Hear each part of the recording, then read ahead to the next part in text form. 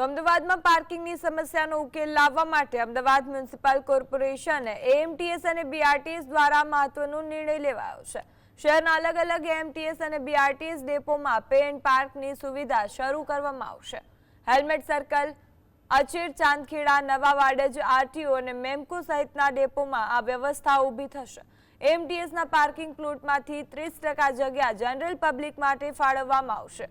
હાલના 6 plot tender પ્રક્રિયા દ્વારા આપવામાં આવશે, જેમાં અંદાજે 800 ફોર વ્હીલર અને 5500 ટુ વ્હીલર પાર્ક થઈ શકશે।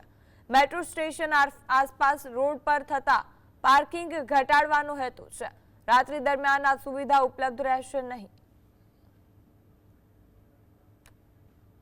બસ સ્ટેન્ડ એક તો જ્યાં ઝાડ છે અને ગ્રીન બસ સ્ટેન્ડ છે અમારા, એ કોઈ પણ વૃક્ષને તોડ્યા વગર અને એમાં પબ્લિકને યુટિલાઇઝેશન થાય એ પ્રમાણેનું બસ સ્ટેન્ડ બનાવવાનો કોન્સેપ્ટ છે। અને ગ્રીન કોઈ વિષય એમાં યુઝ કર્યા વગર green building, green bus stand એ ઊભું કરવાનો કોન્સેપ્ટ છે।